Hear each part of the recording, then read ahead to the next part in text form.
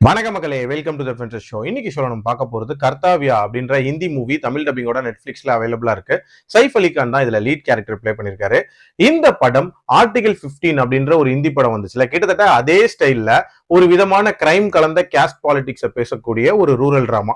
கதைன்னு பாத்தீங்கன்னா, நம்ம ஹீரோ அந்த ஊர்ல போலீஸ் ஆபீசரா இருக்காரு. தன்னோட மனைவி மற்றும் மகனோட ஒரு சிம்பிளான லைஃப் வந்துட்டு இருக்காரு.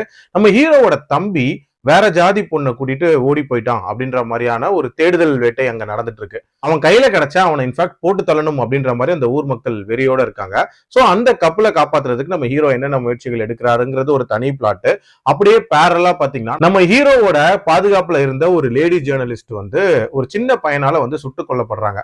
இத நடத்தினது யாரு அப்படின்னா, ஆனந்த் ஸ்ரீ அப்படின்னு சொல்லப்படுற ஒரு பிக் ஷாட்.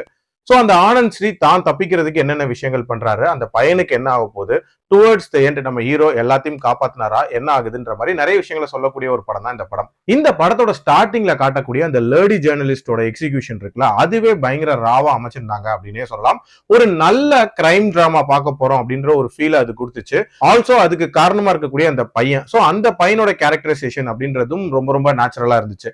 இதுக்கு நடுவுல ஒரு ஸ்பைஸ் அப் பண்ற மாதிரி ஒரு கேஸ்ட் டிராமா அப்படின்ற மாதிரியான ஒரு விஷயத்த கொண்டு வந்திருந்தாங்க. அவங்களுக்கு என்ன நடக்க போகுது, அந்த பையனுக்கு என்ன நடக்க போகுது, யார் யார் துரோகிகளா மாறுவா, இந்த மாதிரியான விஷயங்கள் எல்லாமே பயங்கர ப்ரெடிக்டபிளா இருந்துச்சு அப்படின்னே சொல்லலாம். ரொம்ப பிளாட்டா நரேட் பண்ணியிருந்தாங்க. ஆல்சோ இதுல பேசியிருக்கக்கூடிய அந்த சென்சிட்டிவான விஷயங்கள் இருக்குல்ல, அதுக்கான இம்பாக்ட் அப்படின்றது கூட நமக்கு ஃபீல் ஆகவே இல்லை. கண்டிப்பா இனிமே ஹார்ட் ஹிட்டிங்கா இருந்திருக்கலாம் அண்ட் இனிமே ரா அண்ட் இம்பாக்ட்ஃபுல்லா பிரசன்ட் பண்ணியிருந்திருக்கலாம் அப்படின்றது என்னோட ஒப்பீனியன். சைஃப் அலி கான் ஒரு நீட்டான பெர்ஃபார்மன்ஸை தான் வெளிப்படுத்தியிருந்தாரு. பட் சொல்ல வந்த விஷயங்கள் அப்படின்றது கண்டிப்பா பேசப்பட வேண்டிய விஷயங்கள். பட் சொன்ன விதம் அப்படின்றது லெஸ் இம்பாக்ட்ஃபுல்லா இருந்துச்சு. ஒரு ஆவரேஜான படம் தான். என்னோட ரேட்டிங் 2.6 அவுட் ஆஃப் 5. டைம் இருந்தா ட்ரை பண்ணி பாருங்க.